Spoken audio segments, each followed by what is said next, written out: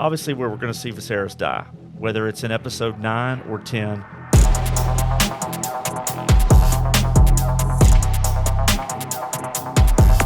Greetings and welcome to the Sundowners Club. Thank you for finding us on YouTube. If you like what you see and hear today, make sure to leave a comment after we're done. Hit the like button and most importantly, subscribe because we need your support to grow this channel. My name is Sean. I'm your host. We're going to be covering all things science fiction, fantasy. We're going to be covering Game of Thrones, House of the Dragon. We're going to be covering all things Star Wars. We're going to expand into the DC Comics world. We're going to expand into the Marvel Cinematic Universe. And we're going to cover standalone series, things like movies like Avatar 2, Black Adam, Black Panther. We're also going to be covering a series that come out next year, obviously Mandalorian, Ahsoka, and things like Stranger Things. I would also be remiss to not introduce the person to my right, Mr. Sterling. What's up, buddy? Not much. How are you? I'm good. So this is show number 1, man. This is a long time coming. We've spent months getting this ready, so we're excited to start the dialogue today and provide content. So first things first, let's talk about, we're about 6 or 7 weeks into House of the Dragon. We are. So we're starting this channel in the middle of season 1. And before we get into the specifics of where the actual episode is now and what we're looking forward to next week, give me your thoughts on, the show, where it started, what characters you like, things that you think have been a positive or negative from the time jumps, which I know has caused a lot of discussion. A lot of people seem to be good with the time jumps that have occurred from one episode to the next. Give me your thoughts on House of the Dragon just in general. Well, I think if you were a Game of Thrones fan, I think it maintained that same level of quality, So I think it is very big budget. Every episode's like watching a movie. That's something that a lot of TV shows, they try to replicate, but I don't think they've really been able to replicate that. And if you were a fan of Game of Thrones, I think you'll love House of the Dragon. I think the time jump was a little jarring. I think all the actors and actresses have done a good job, but I think there's some of the people. What was that first time jump? 10 years? Well, they jumped 2 to 3 years first, but they had the same actors and actresses. Right. And then when they changed actors, they had a 10 years, 7 to 10 year time jump. Yeah. So like some of the actresses, what was it? Allison, like that was the complete, like I could see that person aging into that role. Like that made, it was believable, like that, the first actress, like in 10 years, I could imagine that's about how she looked like. Rhaenyra was a little off though. It just didn't, I think the actress that plays the older one is doing a really good job, but the character switch there, I don't know if it's that. I think that's a little bit of a tribute to Millie Alcott that plays Rhaenyra in the first 5 episodes. You could tell just from looking at some of the fan reactions that the fans really loved her portrayal of Rhaenyra, young Rhaenyra, and all the nuance that she had in playing that role. So, I feel like that it's big shoes to fill for, the actress to come in and play the older version of Rhaenyra, and so I think that she's done good so far. But I think it's also dependent upon what scenes do you have. I think the first scene that she had was the birthing scene, which was a pretty good scene to start with, right? Right, to jump in there and you're giving birth, yeah. And that's the actress's first scene of the show, right? So that's a pretty tough one to jump right into, but it seemed to work. I think you mentioned about the scale of the show. That's something that I don't know how many people have a chance to watch it in a room with a bigger screen. I'm fortunate enough to have been watching House of the Dragon on a 120-inch screen with a projector with Dolby Atmos sound, although you don't really get that from HBO. You'd have to wait for the Blu-rays for that. But just seeing the cinematography from Fabian Wagner, that for those of you that don't know, Fabian, I believe, won awards, was nominated for his work on the Battle of the Bastards and Hard Home. And so the cinematography, when you see it on the big screen, is amazing. There's nothing like it on TV. You're missing out a little bit if you're watching this show on an iPad or on a smaller screen. I mean, it's not that you can't enjoy it, but it's something that you definitely can see the difference between that and some other series that are out and have been out where I don't want to say it looks like a video game, but they're just not up to the par with House of the Dragon. And that's a tribute to the crew.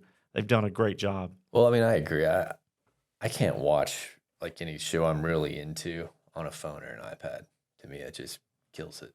I have to watch it on a big TV. Especially something this scale, right? Even Yeah, absolutely. I mean, anytime like any major sci-fi or fantasy or any big budget show, you want to watch that on a big television.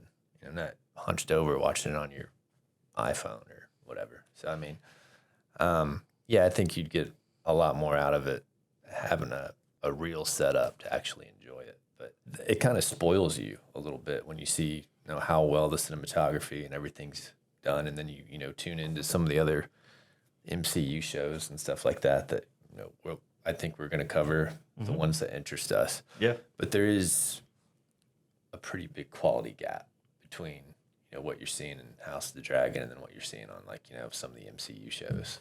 I don't know if it's time or budget or what it is, but they're not on that level. I've heard other people mention that you know, that one of the things that makes this series, at least in the season 1, work so well, I think, is that it's contained. So in Game of Thrones, you had all these families from different parts of Westeros that were spread out, and many of these actors and actresses didn't see each other or have scenes with each other until season 5 or 6. It's because they were so spread out.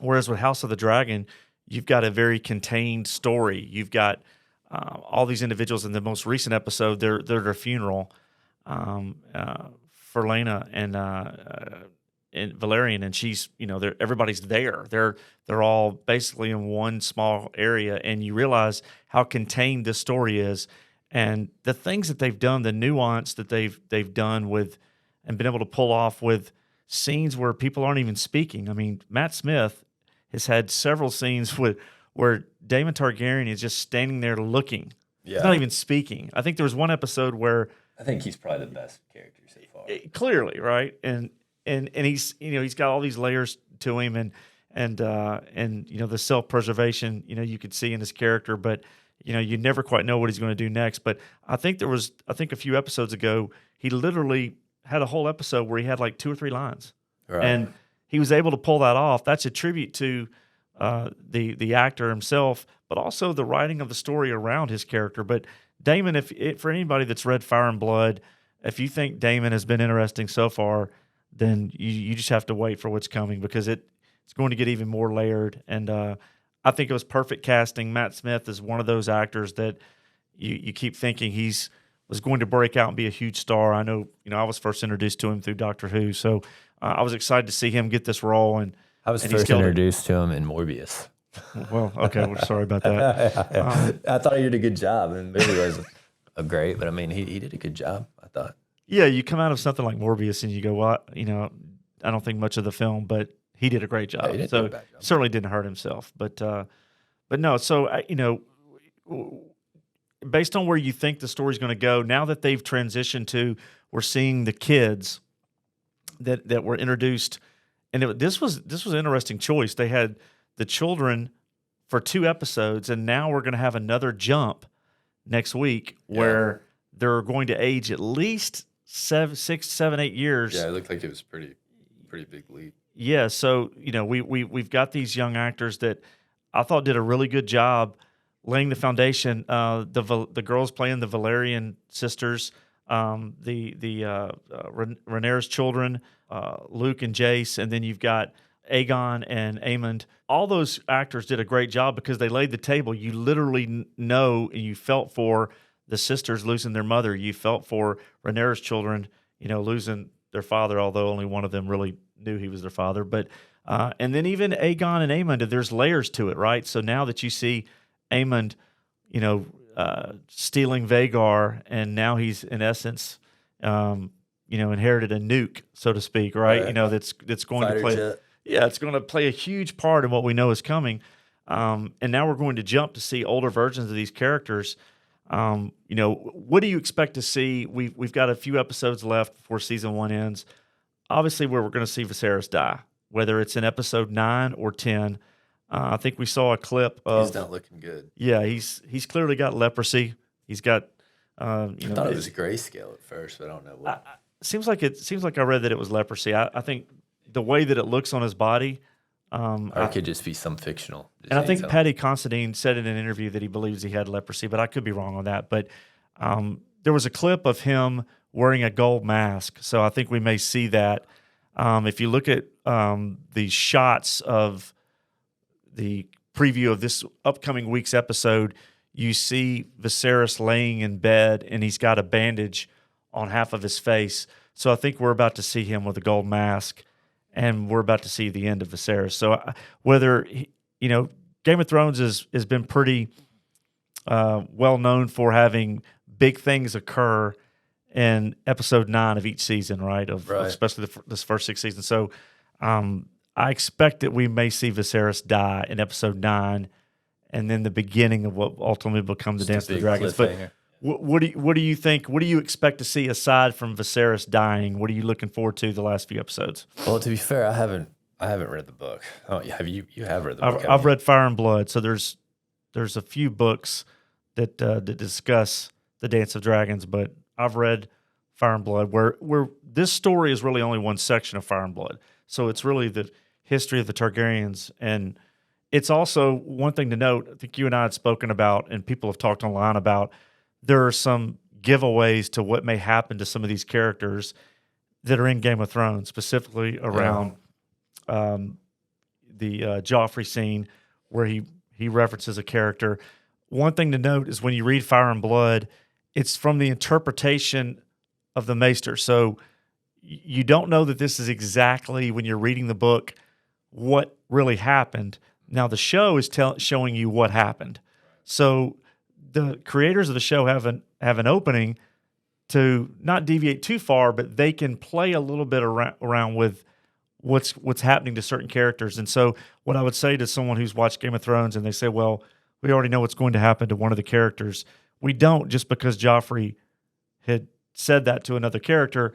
We just know that that's what Joffrey has been led to believe is the history. How have they been so far, though? Has it been pretty accurate to what? Has it been like verbatim what happened in the book, or have they deviated? Not verbatim, but they've changed up some characters. But I think that by and large they've stayed pretty true. Again, they're jumping forward, but they haven't really gotten. They've been broad strokes, right? So we know that how the Great Council was called and how Viserys became king. We know Daemon's role in the early days of that, and so they've stayed pretty true to it. And I don't think they will deviate very far from what we think will ultimately happen. Right. But I do think it gives them an opportunity to use that as a plot point to keep us on our toes and say, if you think you know what happened, you don't know the whole story. I don't know if they'll do that. I don't know if they should do that because I think they'll get more hell for it. Honestly, I don't. I mean, I think some people might appreciate the surprise, but I think most people would be like, "No, that's not what happened." So I don't know. Well, and when you're dealing with a history, the way that Fire and Blood is written, which is not like A Song of Fire and Ice, these books that go into great detail, point of views from certain characters. Fire and Blood is much more of a history, right? So there's a lot of things in between the lines, the gray areas where they can really paint these portraits that we're going to see in episodes and seasons. So Right. I don't really know how many seasons this show can go at the rate that they're going, but I am interested to see where they take it in season 2 and season 3. It is completely finished though, right? So there's no, you don't have to worry about the directors having to come up with their own, because that was a problem with the original Game of Thrones is you had, it's 6 or 7 great seasons, and then the directors had to do their own stuff, and that's kind of when it went off the rails. And hopefully they won't get that. They have the content there. They have a blueprint for what they need to do, as opposed to them trying to make their own stuff. Right. I don't think that worked for Game of Thrones. I think most people weren't too happy with the last 2 seasons. And I think that mostly has to do with the fact that they had to create their own story for it. I think. Yeah, I think there was a lot of things going on there. I think that, one, Richard Plepler, who brought Benioff and Weiss in at HBO, left.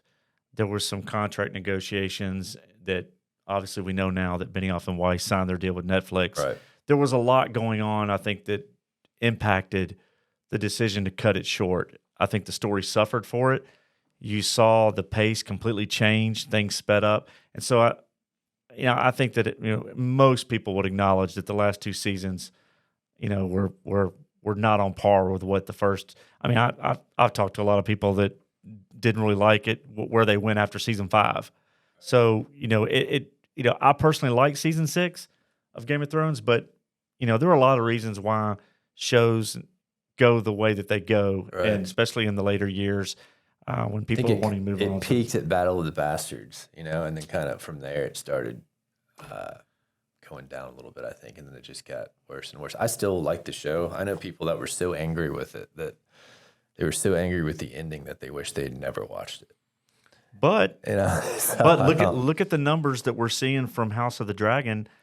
They're when you look at the first and second day viewings, and you look at the Nielsen ratings as they come in, you're talking about a show that I think at its height, Game of Thrones was around 40-something million viewers. And I read something last week where House of the Dragon was in the high 20s. Yeah. That's pretty good for a show that had so much animosity from the fan base and people very upset. And now you have this show that is launched and it's making new stars out of some of these actors. And the casting was off the charts. I mean, Paddy Considine playing Viserys. I don't know if he'll get nominated, but the poor dude, like every episode, he's trying to do the right thing. He doesn't want conflict. He's trying to be the nice king and the nice father, but he just has vipers around him. Yeah. And it's not just the Hightowers. It's the Targaryens around him. It's everybody is wanting to. It feels like that Viserys and losing his arm and his face starting to go by the wayside. It feels like that the characters are pulling parts of him off of his body. It's almost like a literal interpretation of a guy that is dying and pieces of him are falling away. So I think Paddy should be nominated. That he's very underrated in the role. Everybody's talking about Matt Smith. It's a great character though. Damon is a great character. Well, he gets he's riding dragons and fighting people, and it's just a more entertaining role to watch. But Paddy's doing all the political stuff, and he's kind of got to be the old dad and king, and tell him how this is what you need to do, this is what you need to marry. And I think he does a really good job. It's not as fun of a character to watch. You know what I mean? Right. So I think that's the issue with that. But I think he does a great job. I think the cast, for the most part, has done a really good job. And we're going to see more of other characters that have started to introduce themselves. I mean, you look at Lair Strong. He is a version of Varys, a version of Littlefinger. He's kind of, I see different with the club foot. I see different pieces of Varys and Littlefinger in him. Yeah, he's an interesting character. And so, you see him kind of weaving the web around Alicent. All right. And I think the actress playing Alicent's done a great job with the nuance of, when he burns Harrenhal and she says, I didn't want that to happen.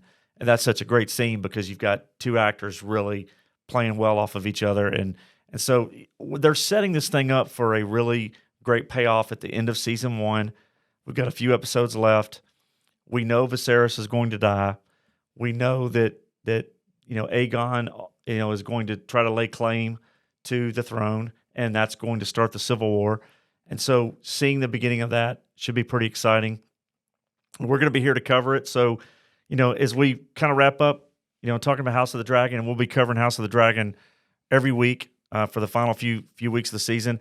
And then we're also going to cover some of the things that we're hearing about the Jon Snow series with Kit Harington heavily involved in that. I believe he will be getting executive producer role. You can pretty much guarantee that has been greenlit. There's no way you're pulling in 27 to 30 million viewers for House of the Dragon and you don't greenlight Kit Harington and Jon Snow.